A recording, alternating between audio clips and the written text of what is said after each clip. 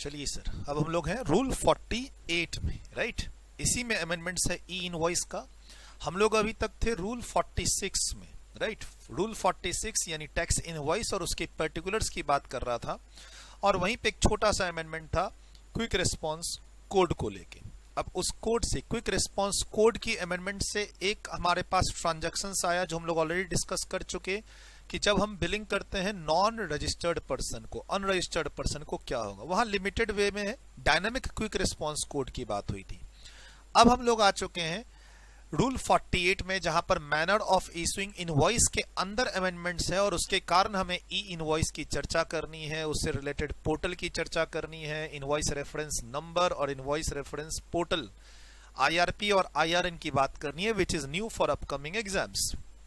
Sir, ज्यादा detailed में knowledge लेनी हो इसकी कोर्स से अलग, प्रैक्टिकल लाइफ में, तो मैं 2 PDF आपको दिखाऊंगा, उसको मैं टेलीग्राम चैनल पे शेयर कर दूंगा, उसके लिंक मैं इस वीडियो के डिस्क्रिप्शन बॉक्स में डाल दूंगा यूट्यूब के स्टूडेंट्स के लिए। बाकी जो हमारे रजिस्टर्ड स्टूडेंट्स हमें व्हाट्सएप ग्रुप में फॉलो कर रहे हैं, मैं वहां इसका PDF डाल दूंगा, डिटेल्ड डिस्कशन की गवर्नमेंट क्या स्कीम लेके आई है ई इनवॉइस से रिलेटेड, डिटेल्ड FAQs। अगर आप ऑफिस में काम करते हो तो काम आएगा, प्रैक्टिकल लाइफ में अगर कुछ जानना चाहते हो और डिटेल्ड में तो आपको काम आएगा। अदरवाइज एग्जाम्स के लिए जो मैं अभी बता रहा हूं आपको 2 पेज, वही आपको ध्यान रखना है। तो बोथ वे कि सर हमें एग्जाम्स ओरिएंटेड पढ़ा दो, पढ़ा देता हूं। सर प्रैक्टिकल लाइफ में क्या काम आएगा, तो मैं एक चार्ट डिस्कस कर देता हूं, और उस चार्ट के बेसिस पर आप 15-15 पेजेस के 2 PDF है, वो आप खुद पढ़ लेना, ठीक है। वो PDF तो मैं पढ़ने नहीं जा रहा आपके लिए। Now sir, tax invoice chapter की इंपॉर्टेंट अमेंडमेंट्स, लेकिन फिर से मैं वापस रिपीट करूंगा कि आप सिर्फ अमेंडमेंट पर ही फोकस रख के न जाएं। For example, tax invoice chapter में डेबिट नोट और क्रेडिट नोट को लेके इस बार कोई अमेंडमेंट्स नहीं है, लेकिन एग्जाम में पूछने के हाई चांस है उसके भी, राइट। और जो लेटेस्ट अमेंडमेंट्स होती हैं, जो डिस्प्यूटेड होती हैं, कभी कभार अमेंडमेंट्स आने के बाद बदल भी जाती हैं, तो वहां गवर्नमेंट थोड़ा सा रिस्क लेती है, लेकिन इंस्टीट्यूट रिस्क नहीं लेती, उसको कम पूछती है। आप ऐसा RTP में देख सकते हैं, मैं बार बार रिपीट कर रहा हूं। सर, हम अभी एक ऐसी अमेंडमेंट डिस्कस कर रहे हैं जो 1 अक्टूबर 2020 से इंप्लीमेंट होगी। हो सकता है उसके एक दिन पहले गवर्नमेंट क्या बोले कि हम इस प्रोजेक्ट को 6 महीने, साल भर और डेफर कर रहे हैं, डेफर करते करते इतना डेफर कर दे रहे हैं कि वो प्रोजेक्ट आएगा ही नहीं। बहुत बार ऐसा हुआ है, बहुत बार ऐसा हुआ है। फॉर एग्जांपल, रिटर्न चैप्टर में पढ़ाऊंगा, गवर्नमेंट ने जब GST आया था तब प्रोजेक्ट लेके आया था GSTR 1, GSTR 2, GSTR 3 का, जो आज तक इंप्लीमेंट नहीं हो पाया। 2.5 साल 3 साल होने जा रहे हैं, ऑलमोस्ट 3 साल क्रॉस कर चुके हैं हम लोग। सर, 1 जुलाई 2017 से जो चीज आने वाली थी GSTR 1 plus GSTR 2 plus GSTR 3, almost 3 साल हो गए, नहीं आई। खाली GSTR 1 है और 3 भी है, जिसका डिस्कशन हम लोग रिटर्न चैप्टर में करेंगे। और सर, आज तक इंस्टीट्यूट ने आज तक, शुरू से लेकर आज तक इंस्टीट्यूट ने GSTR 2 एंड GSTR 3 पर कोई सवाल डिटेल्ड में नहीं पूछे। तो सर, इंस्टीट्यूट को भी पता रहता है कि कौन सा एरिया डिस्प्यूटेबल है और किस एरिया पे सवाल पूछना चाहिए और किस एरिया पे सवाल नहीं पूछना चाहिए। सर, टैक्स इनवॉइस चैप्टर में अमेंडमेंट्स हैं क्विक रिस्पांस कोड को लेके, डायनामिक क्विक रिस्पांस कोड को लेके, ई इनवॉइस को लेके। हर टीचर, हर स्टूडेंट उन्हीं अमेंडमेंट्स को डिस्कस कर रहे हैं। तो बच्चों को क्या लगता है, दिस इज इंपॉर्टेंट। मतलब आप GST के कहीं भी, आप GST से रिलेटेड आप जुड़े हुए हो, किसी भी टीचर, किसी भी कोचिंग, किसी भी प्रोफेशनल्स से, तो एवरीवन इज टॉकिंग अबाउट क्या, ई invoice. Nobody is talking about debit note और क्रेडिट नोट। तो सर, क्या सिर्फ ई इनवॉइस ही इंपॉर्टेंट है इस चैप्टर में? तो नहीं, सिर्फ 2 पेज की बात है, डिस्कस कर देता हूं। सर, तो थोड़ा सा ध्यान रखिएगा, अमेंडमेंट्स पढ़ते हैं, लेकिन एक चैप्टर है 100% का, उसमें अमेंडमेंट है 10%। तो आप सिर्फ 10% पे ही फोकस नहीं करें, 10% के चलते 90% ऑफ द चैप्टर्स कंटेंट को इग्नोर नहीं करें। इस चैप्टर में डिलीवरी चलान के बारे में भी बात हो रखी है, रिवाइज टैक्स इनवॉइस के बारे में बात हो रखी है, receipt voucher, payment voucher, refund voucher, debit note, credit note, काफी कुछ है इस चैप्टर के अंदर। जस्ट बिकॉज ऑफ कि there is an amendment in this chapter, और मैं इस अमेंडमेंट को YouTube पे अपलोड करूंगा सभी बच्चों के लिए, तो सिर्फ यही इंपॉर्टेंट नहीं है, ये बात ध्यान रखिएगा। ये मैंने कंपोजिशन स्कीम में भी बताया when I was dealing with section 10(2)A, और मैंने बच्चों को क्या बोला, अगर आपका नवंबर दिसंबर में एग्जाम्स है तो आप पुराना वाला नोटिफिकेशन भी करके जाएंगे 2/2019 वाला, ठीक। और अभी मैंने थोड़ी देर पहले बताया था, although we are going to read e invoice in this page number हम लोग किसमें है, 7 पे, 9.7 6th addition 7th addition book में। लेकिन आपसे एग्जाम में पर्टिकुलर्स ऑफ टैक्स इनवॉइस भी पूछ सकता है जहां कोई अमेंडमेंट नहीं है। Particulars of tax invoice, plain tax invoice का पर्टिकुलर्स कंटेंट क्या क्या है, जिसका ई इनवॉइस से कोई लेना देना नहीं। रूल 46 पर क्वेश्चन है, इसमें एक छोटी सी अमेंडमेंट है कि आपको क्यूआर कोड भी डिपेंडिंग अपॉन नोटिफिकेशन मेंशन करना होगा, बस इतना सा ही एग्जाम में लिखना पड़ सकता है। अब इसके चलते एक नोटिफिकेशन आया registered person to unregistered person, जिसको हम लोगों ने डील कर लिया आधा घंटा, लेकिन जरूरी नहीं कि उस पर क्वेश्चन आए, क्योंकि सर 1 अक्टूबर 2020 से इफेक्टिव होगा। मैं क्या कह रहा हूं, एक दिन पहले गवर्नमेंट नोटिफिकेशन 30 सितंबर अभी आया नहीं है जिस दिन मैं ये रिकॉर्डिंग कर रहा हूं। यस, मैं डेट देख रहा था सर, जिस दिन मैं ये रिकॉर्डिंग कर रहा हूं उस दिन ना तो 30 सितंबर आया है ना 1 अक्टूबर। हो सकता है 30 सितंबर को गवर्नमेंट इसको और आगे डेफर कर दे। पहले यही चीज 1 अक्टूबर को इंप्लीमेंट होने वाली थी, 1 अप्रैल को, अब डेफर करके 1 अक्टूबर कर दी है। लेकिन हाई चांस है कि गवर्नमेंट अब इसको आगे और नहीं बढ़ाएगी। We should be ready, but हो सकता है इंस्टीट्यूट आपको यहीं तक पूछे ना, हो सकता है यहीं तक पूछे, अच्छा यहाँ लिखा हुआ भी क्या है, कुछ भी नहीं कि 1 अक्टूबर से इफेक्टिव होगा। अगर सामने वाला अनरजिस्टर्ड है और मेरा टर्नओवर 500 करोड़ से अधिक है तो मुझे डायनेमिक क्विक रिस्पांस कोड को एक डिजिटल डिस्प्ले के थ्रू पेमेंट प्रोसेस करवानी है, उसको डिम्ड क्विक रिस्पांस कोड मान लिया जाएगा। यही तो डिस्कस किए। मैं बार बार कह रहा हूं, कोई भी चैप्टर में, सिंस आपका एग्जाम है, आप मेरे रेगुलर स्टूडेंट्स हैं या पुराने बैच के स्टूडेंट्स हैं, आप रेगुलर स्टूडेंट्स हैं, आप ओवरव्यू पढ़े, आप रेगुलर डिटेल में पढ़ते जा रहे हैं। अब इसके बाद ना सिर्फ और सिर्फ अमेंडमेंट पे ही मत रहिएगा। नहीं सर, हमने सुना है दोस्तों से, यूट्यूब से, अमेंडमेंट्स आर वेरी इंपॉर्टेंट। मैं कहता हूं अमेंडमेंट्स ना पूछ के ये टेबल एग्जाम में पूछ देगा, HSN कोड के कितने कितने डिजिट कब कब मेंशन करने हैं, नील कब, 2 कब, 4 कब। अब हाथ में हाथ धरे रह जाइए। आपने ये तैयार नहीं किया लेकिन इसी पेज का रूल 48 का अमेंडमेंट तैयार कर लिया, फायदा क्या। तो गो एज अ पैकेज कि मुझे टैक्स इनवॉइस चैप्टर प्रिपेयर करना है, अमेंडमेंट इज उसका पार्ट, वो तो ऑटोमेटिक हो ही जाएगा। एंड अगर 100% का ये चैप्टर है, 10% की अमेंडमेंट है, तो 10% पे भी ध्यान दीजिए, 90% पे भी ध्यान दीजिए। व्हाट आई सेड कि there is no amendment in receipt voucher, refund voucher, payment voucher, revise tax invoice, bill of supply, delivery challan, credit note, debit note, पूछ सकता है वहां भी। Don't worry about only this portion. पढ़ा रहा हूं, पढ़िए, क्या दिक्कत है। मैं तो आपको बोलता हूं 12-14 पेज का एक PDF भी दूंगा जो गवर्नमेंट इशू कर रखी है ऑन ई इनवॉइस। जरूर पढ़िए, जरूर पढ़िए, मैं तो कहता हूं, टाइम है तो जरूर पढ़िए। राइट सर, पहले क्या था और अभी भी ये कंटिन्यू है। जब आपको ई इनवॉइस फॉलो नहीं करना है, ध्यान रखिएगा, ई इनवॉइस का पैटर्न सभी को फॉलो नहीं करना। जब बिजनेस टू बिजनेस ट्रांजैक्शन हो और मेरा टर्नओवर 100 करोड़ से अधिक हो, आपके एग्जाम के लिए लिमिट 100 करोड़ है, लेकिन सर ई इनवॉइस पैटर्न फॉलो नहीं करना है और मैं गुड्स सेल कर रहा हूं और इनवॉइस इशू करूंगा, नॉट अ ई इनवॉइस, तो मुझे गुड्स वाली इनवॉइस 3 कॉपी में इशू करनी पड़ेगी। पहली कॉपी ओरिजिनल वाली रेसिपिएंट, जिसके बेस पर वो इनपुट टैक्स क्रेडिट लेता है। दूसरी कॉपी ट्रांसपोर्टर के लिए, जहां पर ट्रांसपोर्टेशन इन्वॉल्व होती है, movement of goods on by a GTA involve होती है। एंड तीसरी कॉपी मेरे पास रहेगी फ्यूचर रेफरेंस के लिए।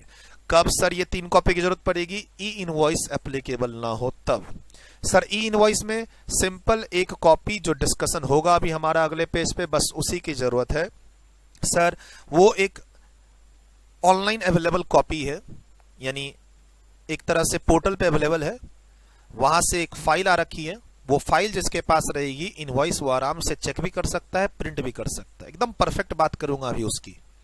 जो चीज कंप्यूटर पे अवेलेबल हो चुकी है, सर्वर पे, साइट पे, वेबसाइट पे, पोर्टल पे अवेलेबल हो चुकी है, उसकी क्या कॉपी और कितनी कॉपी, वो तो आप सर्वर बना के रखिए, मल्टीपल डेटाबेस का बैकअप लेके, बात खत्म।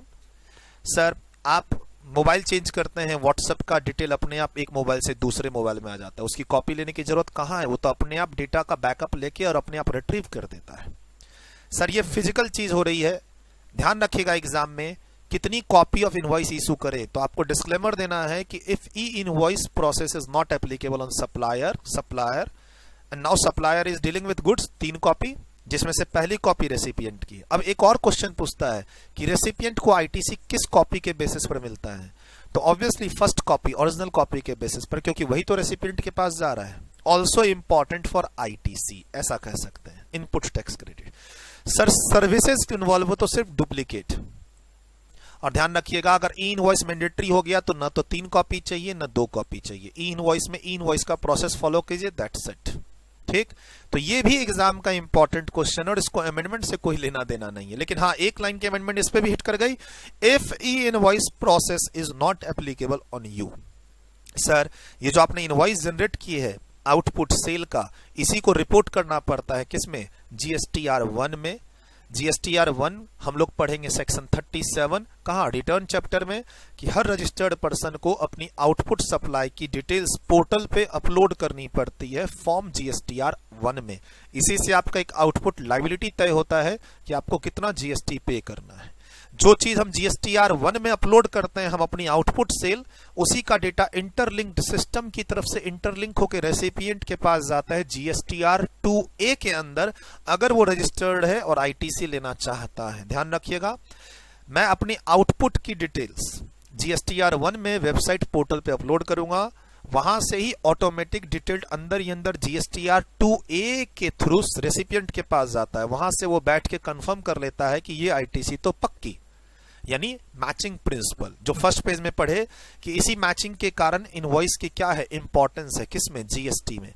पहले फ्रॉड होते थे, वो फ्रॉड एक हद तक रुका, लेकिन फिर भी फ्रॉड स्टिल कंटिन्यू है। तो हमें इस फ्रॉड को और रोकने के लिए क्या लाना पड़ा, ई इनवॉइसिंग का कॉन्सेप्ट। ध्यान रखिएगा, पहले मैनुअल फ्रॉड होते थे, लोगों के पास इनवॉइस होती नहीं थी, लोग आईटीसी लेके बैठे रहते थे।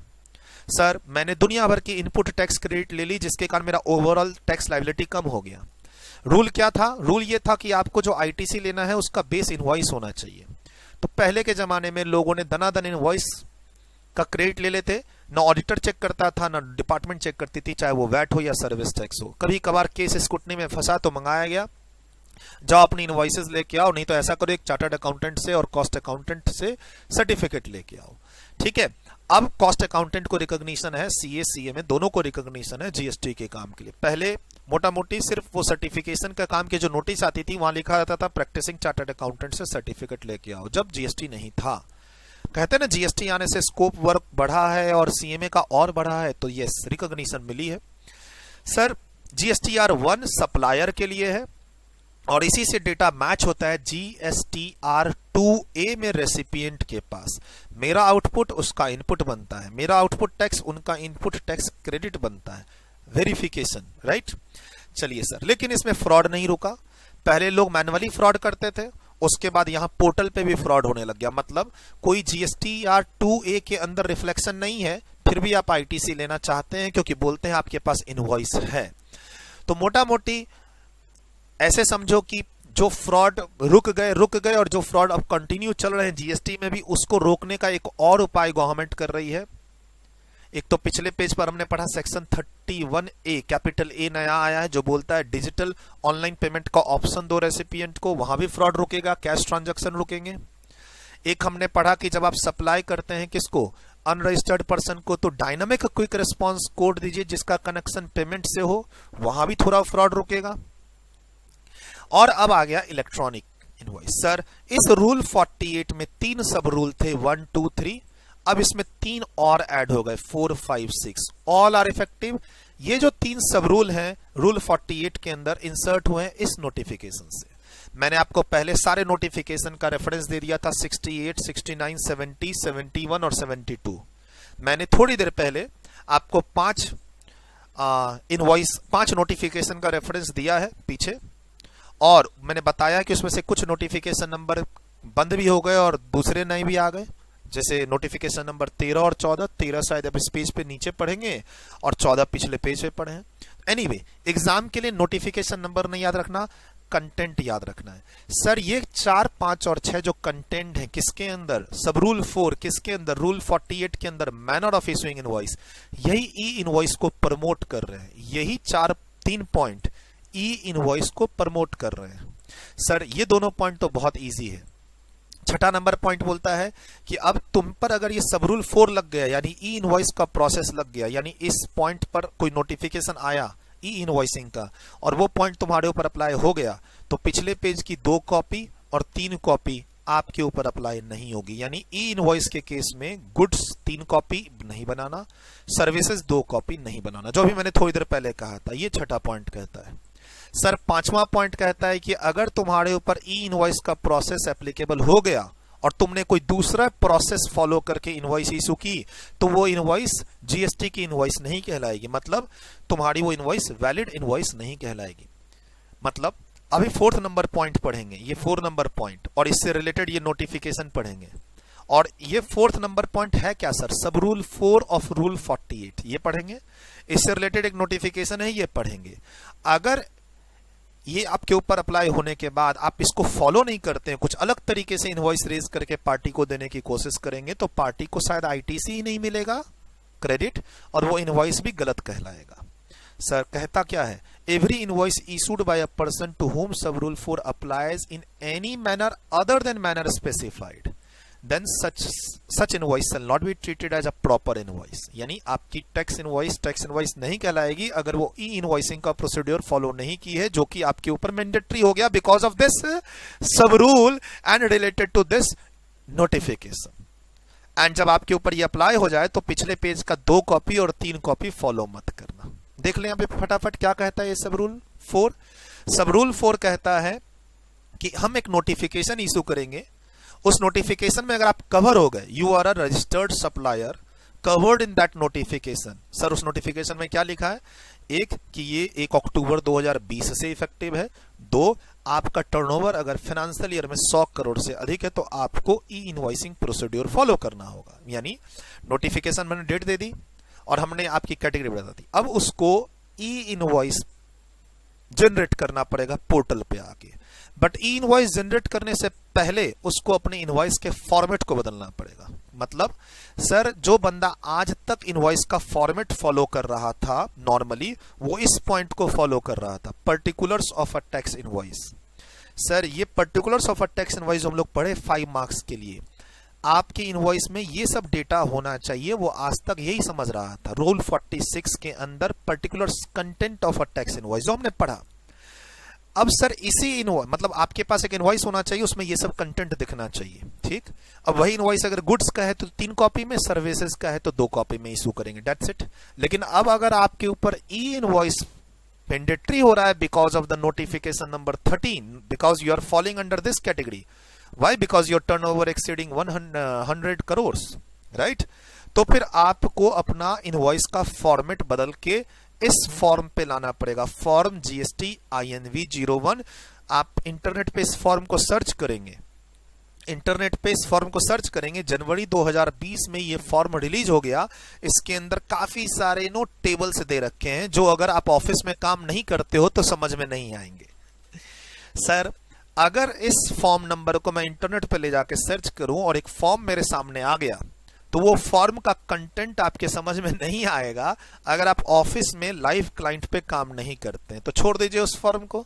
ऐसे समझिए कि जिन लोगों पर अब ई इनवॉइसिंग मैंडेटरी हो रहा है उनको अब इस फॉर्म का कंटेंट फॉलो करना पड़ेगा, जिसमें से कुछ फील्ड्स मैंडेटरी हैं, कुछ फील्ड्स ऑप्शनल हैं, राइट। और जब पुराना हम लोगों ने पर्टिकुलर्स पढ़ा कौन से पेज पर? पेज नंबर 5 पर। उसमें से कुछ इसके अंदर कॉपी पेस्ट हुआ, कुछ नया आया है, मतलब कुछ ड्रॉप हो गया। अगर मान लीजिए पेज नंबर 5 पे जो पर्टिकुलर्स ऑफ टैक्स इनवॉइस में हम लोग मान लीजिए 20 पॉइंट पढ़ रहे हैं, तो उसमें से 14-15 पॉइंट कंटिन्यू रह गए, 5-6 पॉइंट ड्रॉप हो गए, 14-15 नए पॉइंट आ गए इसके अंदर। तो अगर आप इंटरव्यू की प्रिपरेशन कर रहे हैं, ऑफिस में आप काम कर रहे हैं, तो इस इनवॉइस के कंटेंट को जरूर जाके देखिएगा। यस।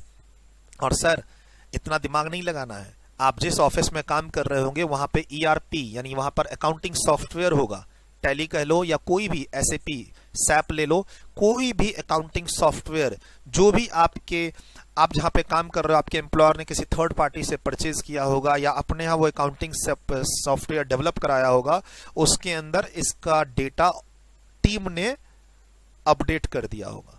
सर मैं तो उसी इंप्लीमेंटेशन टीम में हूं सर। तो अब दिमाग लगाओ, अगर आप सैप इम्प्लीमेंटेशन टीम में हो, यस, अकाउंटिंग पैकेज फ्यूचर का कैसा होना चाहिए, आप उस टीम में हो, तब तो आप इस इनवॉइस को पढ़ो और अब उस टीम के साथ लग जाओ काम कराने में कि अब अकाउंटिंग पैकेज में इनवॉइस ऐसा होना चाहिए, क्योंकि हमारे ऊपर ई इनवॉइस मैंडेटरी है। You are working with a firm जो ई इनवॉइस इंप्लीमेंट करा रही है अपने क्लाइंट पे। You are working with a software company जो ई इनवॉइस के लिए एक सॉफ्टवेयर लॉन्च कर रही है। You are working with a company जहां पर वो बोलते हैं हम खुद अपना कस्टमाइज सॉफ्टवेयर डेवलप कराएंगे। तो दिमाग लगाइए फिर इस फॉर्म में, एग्जाम के लिए नहीं लगाना सर।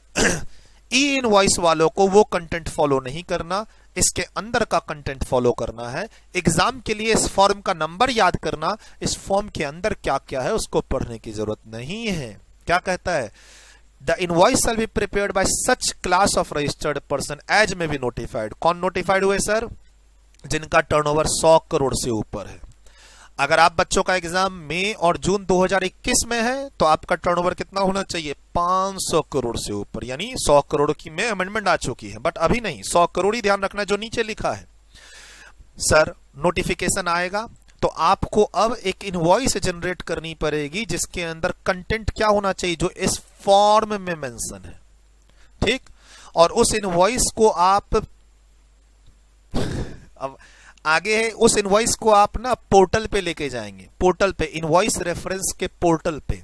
अब जो इनवॉइस आपने अपने घर में बनाई किसी अकाउंटिंग पैकेज में और किसी सॉफ्टवेयर में या एक्सेल सीट में, उसको आपको एक पोर्टल पे ले जाना होगा। लेकिन पोर्टल पे ले जाने के लिए बीच में एक मीडिएटर सॉफ्टवेयर की फाइल चाहिए, सॉफ्टवेयर की एक मीडिएटर फाइल चाहिए, JSON फाइल।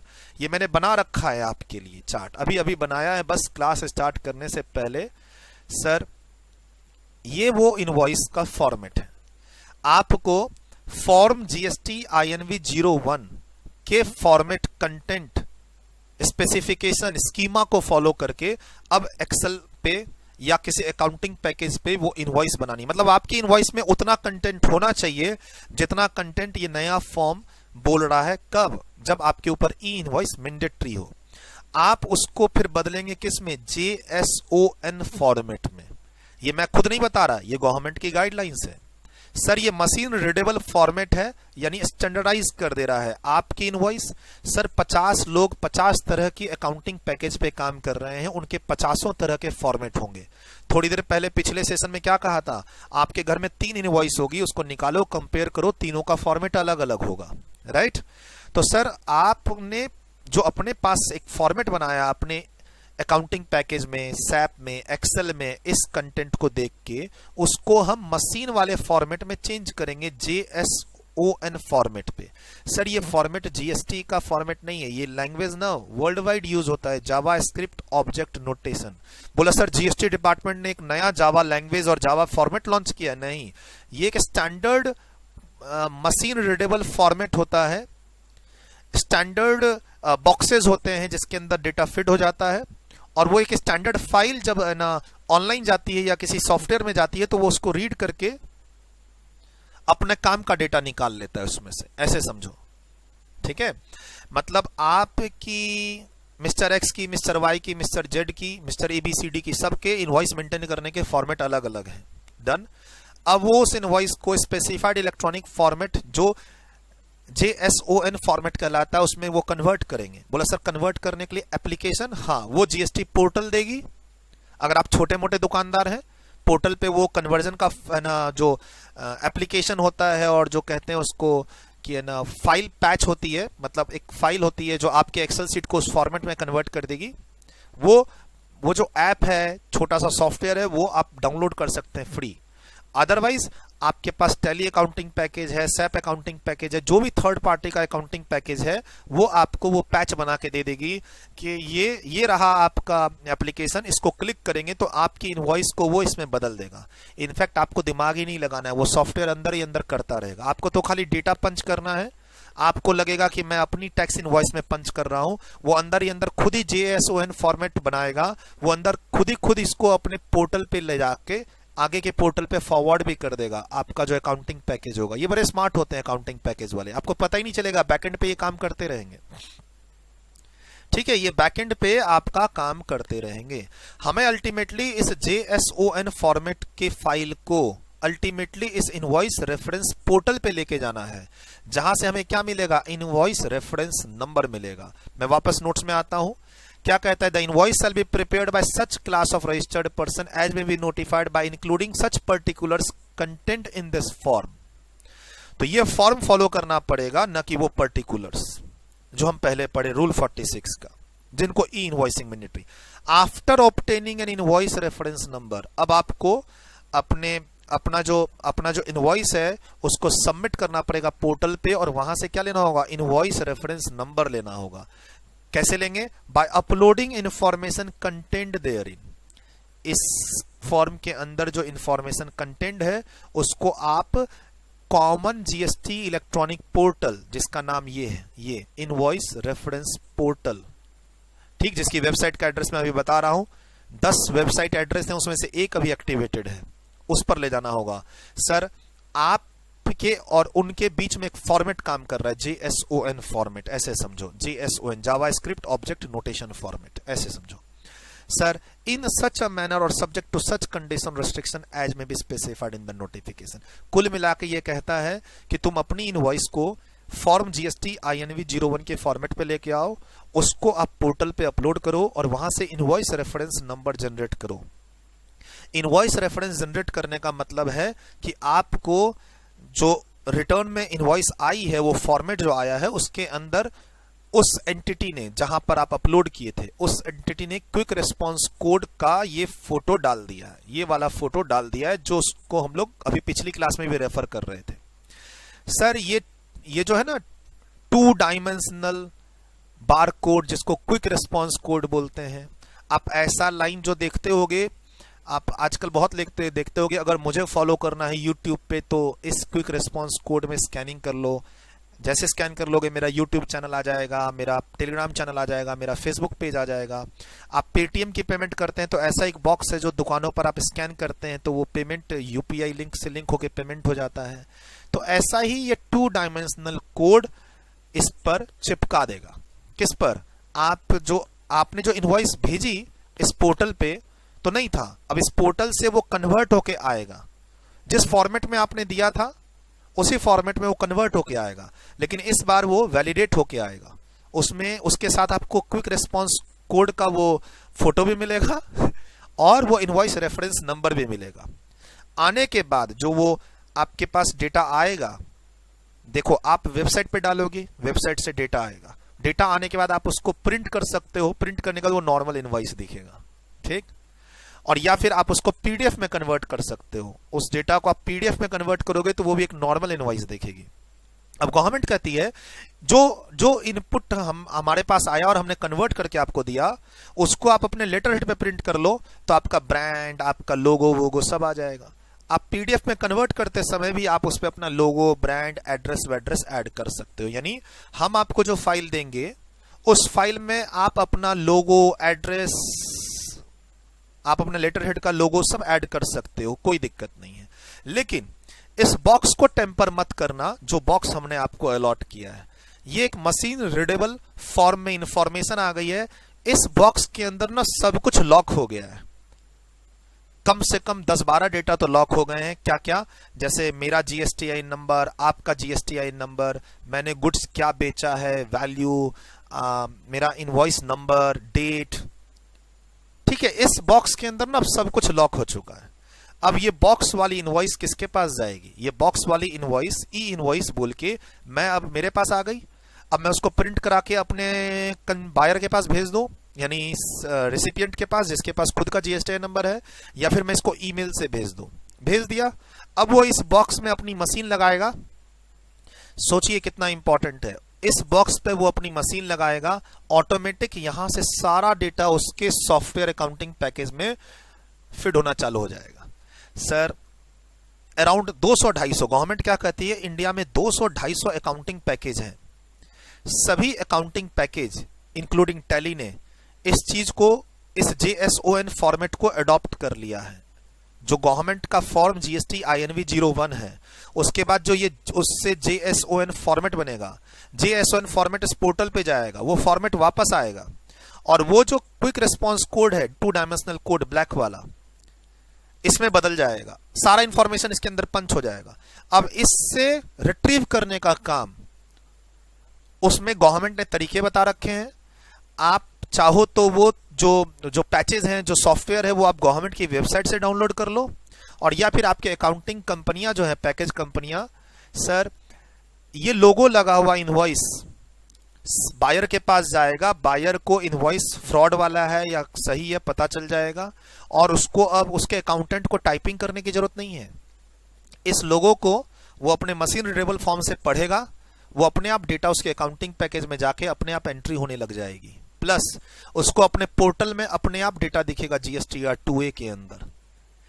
ये पोर्टल, ये जो पोर्टल है इनवॉइस रेफरेंस पोर्टल, यहां से डेटा निकल के चला जाएगा किसके पास, रेसिपिएंट के 2A के अंदर। ऑटोमेटिक होगा सब कुछ, मतलब एक बार की दिक्कत है शुरू में, उसके बाद के सारे काम ऑटोमेटिक होंगे। सर क्या ये आप बता रहे हो कि अब हमें अपनी दुकान पर जो इनवॉइस पोर्टल में आके जनरेट करनी होगी? नहीं नहीं, ये एक मिसअंडरस्टैंडिंग है लोगों की। आप अपनी इनवॉइस जैसे इशू करते थे करिए, खाली उसमें थोड़ा सा चेंजेस लाइए इस नए फॉर्म के अकॉर्डिंग, ताकि हम उसको इजीली JSON फॉर्मेट में कन्वर्ट कर सकें। ठीक, इसमें कुछ फील्ड्स ऑप्शनल हैं, कुछ फील्ड्स मैंडेटरी हैं। जो मैंडेटरी हैं उसको भरना पड़ेगा, नहीं तो वो JSON फॉर्मेट में नहीं बदलेगा। बदल भी गया तो पोर्टल पे सबमिट नहीं होगा, रिजेक्ट हो जाएगा। मैंडेटरी फील्ड्स तो भरनी ही होगी, वही तो आगे ट्रैकिंग करेगी कि ये कहीं फ्रॉड इन्वॉल्व तो है नहीं, जेन्युइन है कि नहीं, ITC किसको दें। मैंडेटरी और ऑप्शनल, मैंडेटरी फील्ड भरनी होगी, ऑप्शनल फील्ड भरने की जरूरत नहीं है इसमें। सर तो ये लाइन तो हमारी कंप्लीट हो गई। अभी मैं इस चार्ट में भी आऊंगा। सिंपल ये कहता है कि कुछ लोगों को अपने इस इनवॉइस से रिलेटेड डेटा को सबमिट करना पड़ेगा पोर्टल में, और पोर्टल से क्या लेना पड़ेगा, इनवॉइस रेफरेंस नंबर लेना होगा। इनवॉइस रेफरेंस नंबर लेने का मतलब ही है कि अब तुम ई इनवॉइस इशू कर सकते हो सामने वाली पार्टी को। उस इनवॉइस, वो ई इनवॉइस ना अब वैलिड है, ऑथेंटिकेटेड है। बिना इस इनवॉइस रेफरेंस नंबर के, अगर मान लो मेरा टर्नओवर 700 करोड़ है और मैं कोई माल बेच रहा हूं किसको, सामने वाला रजिस्टर्ड पर्सन है, तो उसके पास जो मेरी इनवॉइस जाएगी उस पर वो QR कोड की फोटो भी होगी और ये नंबर भी प्रिंट होगा, और मेरा एक खुद का इनवॉइस नंबर जो चल रहा है वो भी होगा। यानी मेरा इनवॉइस का नंबर तो होगा ही होगा, मेरा सीरीज जो चल रहा था। उसके अलावा ये इनवॉइस रेफरेंस नंबर जो 64 डिजिट का हैश कैटेगरी बोली जाती है, इसको 64 डिजिट का ये रेफरेंस नंबर है, इसको आपको मेंटेन नहीं करना है। आपका एक यूनिक नंबर इनवॉइस नंबर होगा जो पहले से मेंटेन कर रहे थे, वो वेबसाइट पे जाके 64 डिजिट में कन्वर्ट होगा। हैश बोला जाता है जिसको, कंप्यूटर रीडेबल फॉर्मेट के लिए। बट आपको उसकी उलझनों में नहीं समझना है सर, नहीं जानना है, फंसना है।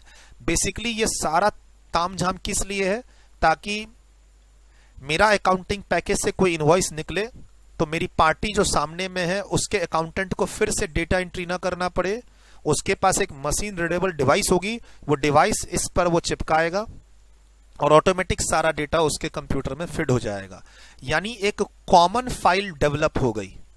और सर ये इंटरनेशनल प्रैक्टिस है, कोई इंडिया की यूनिक प्रैक्टिस नहीं है सर, ये एक इंटरनेशनल प्रैक्टिस है। E invoicing concept is not new for world, it may be new for India, for us, ये ध्यान रखिएगा सर।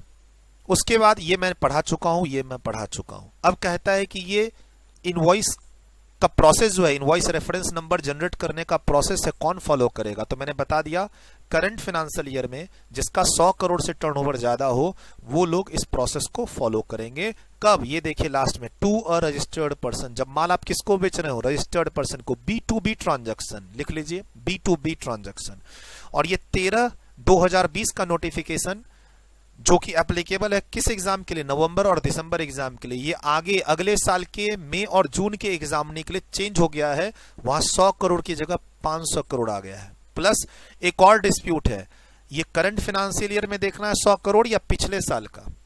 जो डिपार्टमेंट से FAQs लॉन्च है, जो मैं आपको भेजूंगा अब सर, ये वीडियो यूट्यूब पे जाएगी तो डिस्क्रिप्शन बॉक्स में आपको लिंक दिखेंगे। मैं 3 तरह के स्टूडेंट्स को पढ़ाता हूं, CA inter GST, CMA inter GST, CMA final GST। तीनों के टेलीग्राम चैनल के लिंक दिखेंगे, वहां आप जाएंगे तो आपको ये भी मिलेगा 12 पेज का, ये भी मिलेगा 14 पेज का। ये मैं नहीं पढ़ने जा रहा, ये मैं नहीं पढ़ने जा रहा। फ्री टाइम में आप बोलते हो सर अभी मेरा एग्जाम नहीं, एग्जाम 6 महीने के बाद है, साल भर के बाद है, या फिर मैं अपनी नॉलेज के लिए पढ़ना चाहता हूं, तो फ्री टाइम पे आप ये 12 और 14 पेज का पढ़ लीजिएगा। इसके अंदर की मोटा मोटी बात मैं अभी बता ही रहा हूं और अभी एक चार्ट भी मैं डिस्कस कर ही रहा हूं, उसके बाद की डिटेल्ड नॉलेज आप इससे ले लीजिएगा। सर उसके अलावा एक डिस्प्यूट और है कि जब आप ये डॉक्यूमेंट पढ़ेंगे, इसके अंदर जो बातें लिखी हुई है उसमें ये लिखा हुआ है कि ये टर्नओवर ना पिछले साल का देखता है।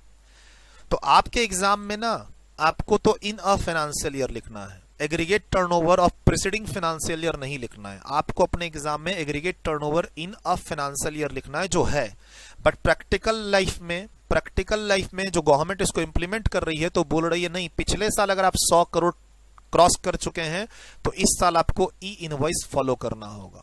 होना भी वही चाहिए था, लेकिन पॉइंट है कि ये नोटिफिकेशन में रेफरेंस गलत है। कहते हैं ना, बहुत बार कहा हुआ हूं, सेक्शन से ज्यादा चीज रूल्स में लिखते हैं, रूल्स से ज्यादा चीज नोटिफिकेशन में ये लोग लिखते हैं, और अल्टीमेटली नोटिफिकेशन की बात को हमें अपने एग्जाम, अपने प्रैक्टिकल लाइफ के लिए फॉलो करना पड़ जाता है।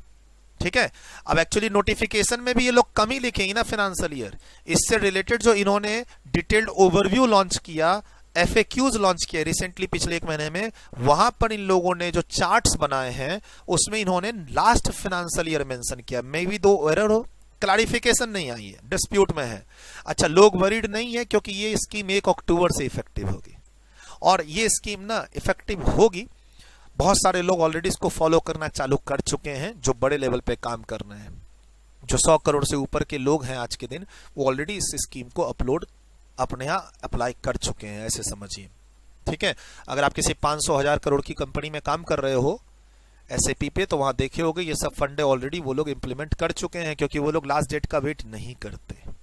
चलिए सर, तो सर अभी तो फिलहाल यही पढ़ना है, 100 करोड़ इन अ फाइनेंशियल ईयर। आपका एग्जाम नवंबर दिसंबर में है, तो जो हमारी 7th एडिशन की बुक है उसमें ये नोटिफिकेशन नंबर चेंज हो जाएगा। क्या होगा चेंज? 61 हो जाएगा /2020, और यहाँ 100 करोड़ की जगह 500 करोड़ हो जाएगा, जिन बच्चों का एग्जाम मई और जून 2021 में है।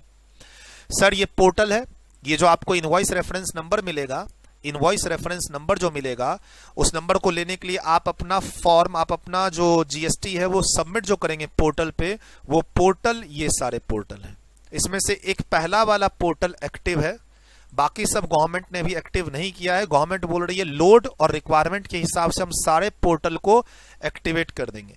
बोला सर हम किस पोर्टल पे जाके अपनी इनवॉइस रेफरेंस नंबर लें? आप किसी भी पोर्टल पर से जाके ले लो, ये पोर्टल पीछे मास्टर सर्वर से कनेक्टेड है। आप एक इनवॉइस से एक ही इनवॉइस रेफरेंस नंबर ले सकते हो, ये ध्यान रखना। आपकी जो एक इनवॉइस है उससे आप एक ही इनवॉइस रेफरेंस नंबर ले सकते हो, चाहे वो आप किसी भी पोर्टल से जाके ले लो। फिलहाल अभी तक गवर्नमेंट ने पहला पोर्टल ही क्या किया है? एक्टिवेट किया है, बाकी के बैकअप में है। ठीक, लेकिन ध्यान रखिएगा ये कोई सर्वर ऐसा नहीं है जो स्टोर करेगा आपके इंफॉर्मेशन को। आपको इनवॉइस अपने पास रखनी है, और इनफैक्ट आपकी सारे इनवॉइस की इंफॉर्मेशन इस टू डायमेंशनल बार कोड यानी क्विक रिस्पॉन्स कोड के अंदर बंद होगा, इस डब्बे के अंदर। ठीक, और डेटा इस सर्वर, इस वेबसाइट के थ्रू GST पोर्टल पे शिफ्ट कर चुका है। सर ये जो पोर्टल है सिर्फ क्या कर रहे हैं, हमारे डेटा को ले रहे हैं, उस बार कोड में बदल रहे हैं, बार कोड हमें दे रहे हैं, और इस पोर्टल से डेटा को डिफरेंट पोर्टल में भेज रहे हैं, लाइक ई-वे बिल के पोर्टल में, GST के मेन पोर्टल पे भेज रहे हैं। ये सर्वर डेटा स्टोर नहीं कर रहा, एक जगह से दूसरी जगह मशीन रीडेबल फॉर्म में शिफ्ट कर रहा है। और ये पोर्टल जिन लोगों का है वो लोग invoice reference number, quick response code का फोटो के अलावा अपना डिजिटल सिग्नेचर भी अटैच करके आपको दे रहे हैं। अब कोई भी फ्यूचर में आदमी या ऑफिसर इस कोड को स्कैन करके देख सकता है, यानी कोई भी आदमी, कौन? 2 लोग, एक तो GST का ऑफिसर जानना चाहता है कि ये इनवॉइस वैलिड है या नहीं, दूसरा कौन जानना चाहता है? बायर, कि ये इनवॉइस ऑथेंटिकेट है या नहीं। दोनों लोग के पास डिवाइस है इसको रीड करने की, रीड करके वो तुरंत डेटा एनालाइज करके बता सकते हैं कि इनवॉइस डुप्लीकेट तो नहीं, फॉल्स तो नहीं। तो ये पर्पस है मेनली।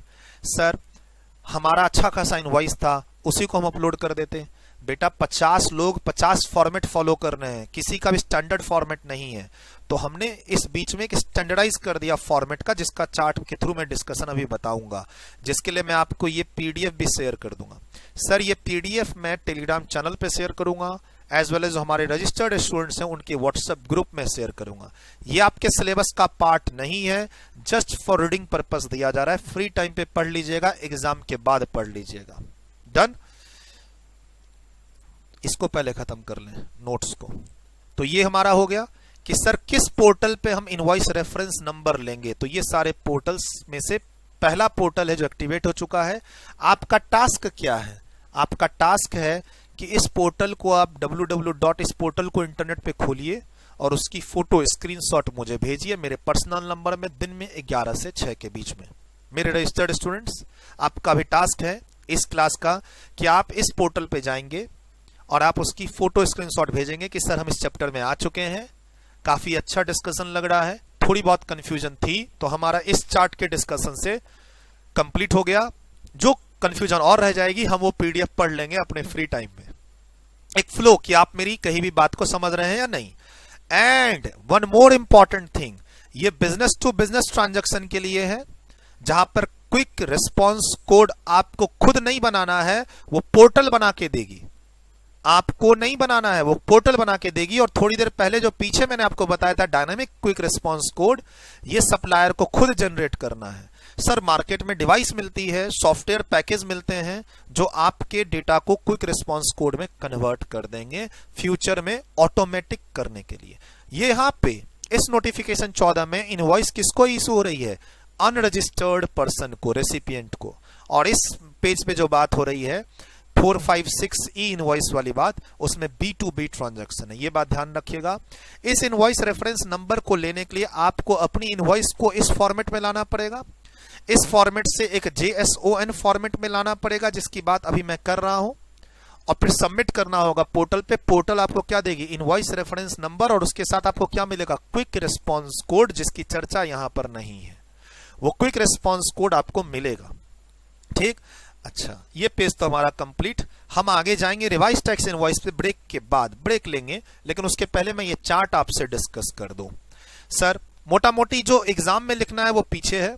एग्जाम में आपको लिखने के लिए क्या क्या ध्यान रखना है? एक तो पहला ये वेबसाइट का एड्रेस ध्यान रखना, दूसरा किस पर ये एप्लीकेबल है ये ध्यान रखना, तीसरा ये इनवॉइस रेफरेंस नंबर मिलता है, और ये आपका ई इनवॉइस का बेसिक फॉर्मेट इसके अंदर लिखा हुआ है, जिसमें सारे फील्ड्स मैंडेटरी नहीं है, ये ध्यान रखना है।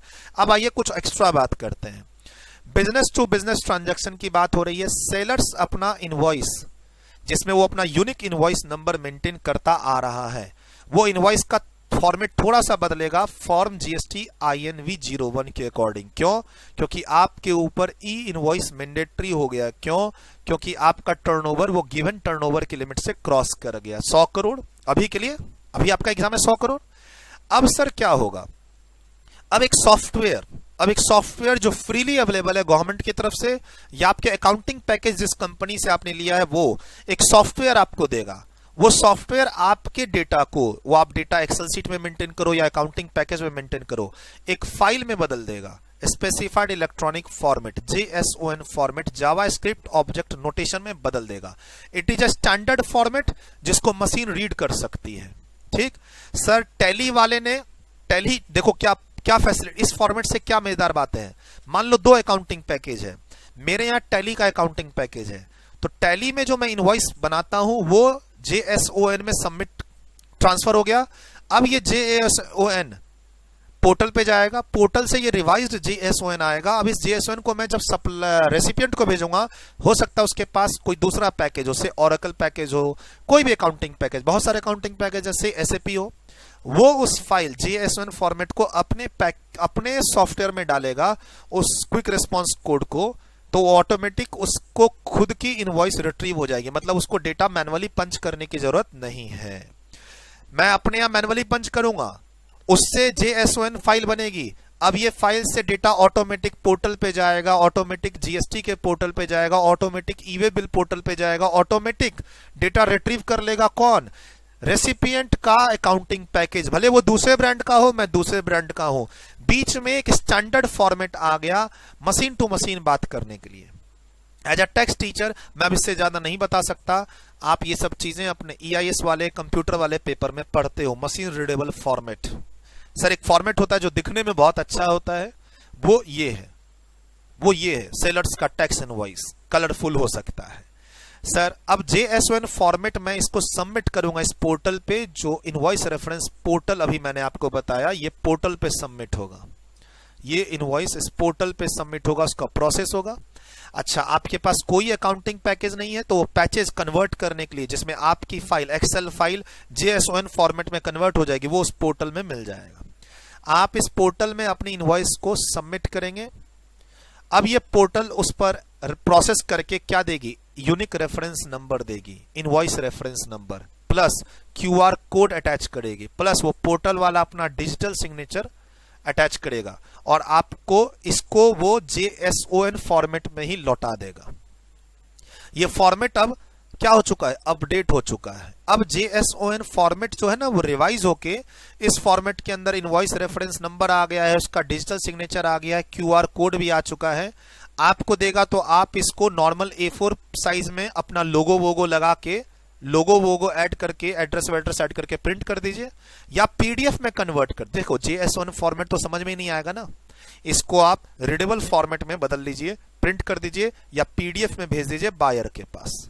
सर बायर को वो बॉक्स दिखेगा, बायर को ये बॉक्स दिखेगा, ये जो बॉक्स है ये बॉक्स दिखेगा उस इनवॉइस पर जो उसके पास प्रिंटेड फॉर्म में आया है या नेट के थ्रू PDF फॉर्म में आया है। सर इस बॉक्स को वो अपने डिवाइस से वो रीड कर लेगा, रीड करते ही इस इनवॉइस का सारा डेटा उसके अकाउंटिंग पैकेज में ऑटोमेटिक चला जाएगा। अब ये फैसिलिटी, रीड करने वाली फैसिलिटी, वो सब वो अकाउंटिंग पैकेज वाला देगा। एक मोबाइल डिवाइस भी मिल सकती है, हो सकता है मोबाइल में एक ऐप डाउनलोड हो कर लो और वो मोबाइल से डाउनलोड ऐप करके आप उसको रीड कर सकते हो। मोबाइल ऐप जो अभी आने वाला, अभी तक आया नहीं है, ये सब चीज आ जाएगा गवर्नमेंट की तरफ से। सर अब बायर इसको कभी भी वेरीफाई कर सकता है विद द डिवाइस, उस QR कोड को रीड करके, इसी के बेसिस पर ITC भी वो ले सकता है, ऑटोमेटिक जाएगा पोर्टल टू पोर्टल। सर उसको मैनुअली कुछ करना ही नहीं है। आइए सर, ये तो बायर की कहानी हो गई, मतलब हम जो भेजेंगे JSON फॉर्मेट में फाइल, पोर्टल से JSON फॉर्मेट में ही आएगी, जिसको हम PDF में कन्वर्ट कर सकते हैं, प्रिंट कर सकते हैं, अपना लोगो लगा सकते हैं। तो ये हो गया ई इनवॉइस का प्रोसीड्योर, जिसमें आपकी एक इनवॉइस होगी, यूनिक इनवॉइस नंबर होगा आपका खुद का, और उस पे यूनिक IRN नंबर मिलेगा, इनवॉइस रेफरेंस नंबर, एक इनवॉइस का एक रेफरेंस नंबर मिलेगा। सर इनवॉइस कैंसिल करोगे, रेफरेंस नंबर कैंसिल हो जाएगा। एक इनवॉइस, इसी इनवॉइस नंबर पे आप आगे 1 महीने के बाद दूसरा इनवॉइस रेफरेंस नंबर लेने जाओगे, पोर्टल पे नहीं मिलेगा। सर वेबसाइट चेंज कर देता हूं, ले लूंगा, 1 महीना पहले इससे निकाला था, अब 1 महीने के बाद इससे निकालूंगा, नहीं निकाल पाएंगे। ये 10 वेबसाइट एक मास्टर सर्वर से लिंक है, जहां IRN का पूरा डेटा मेंटेन हो रहा है। पूरे इंडिया में जितने भी लोगों को IRN, यानी सोचिए एक ऐसा सर्वर, इंडिया में जो भी आदमी जिसको भी जैसा भी इनवॉइस इशू कर रहा है, वो सर्वर पूरा डेटा रिकॉर्ड मेंटेन कर रहा है। ठीक है, लेकिन ये JSON फॉर्मेट में 3 चीज आ गई, QR कोड आ गया, इनवॉइस रेफरेंस नंबर आ गया, डिजिटल सिग्नेचर आ गया। अब आइए थोड़ा सा इधर कि सर ये इनवॉइस पोर्टल और क्या फैसिलिटी देता है। तो मेरा डेटा इस पोर्टल पे आया, इस पोर्टल से डेटा ऑटोमेटिक ई-वे बिल में चला गया, मतलब फ्यूचर में मुझे जब ई-वे बिल जनरेट करना होगा तो मुझे वहां डेटा फिर से पंच नहीं करना। GST पोर्टल पे चला गया, GST पोर्टल पे जो मुझे इनवॉइस अपलोड करनी पड़ती है GSTR1 में, वहां ऑटोमेटिक डेटा आ गया। एक नया कॉन्सेप्ट आ रहा है रिटर्न चैप्टर में, ANX1, उसमें ऑटोमेटिक चला जाएगा, रिटर्न चैप्टर में बताऊंगा, उसमें ऑटोमेटिक चला जाएगा। रेसिपिएंट के पास पोर्टल से GSTR2A में डेटा ऑटोमेटिक चला जाएगा। प्लस फ्यूचर में कभी भी वेरिफिकेशन करना हो, किसको, सेलर को, बायर को, GST ऑफिसर को, इस इनवॉइस रेफरेंस नंबर के बेसिस पर वो इनवॉइस को कभी भी वेरीफाई कर सकते हैं, किसने क्या बेचा, किसको, कब, कितना रुपया का, यानी एक ऑनलाइन ट्रेल मिल गया वेरिफिकेशन के लिए। तो यानी कहीं ना कहीं फ्रॉड रुकेंगे।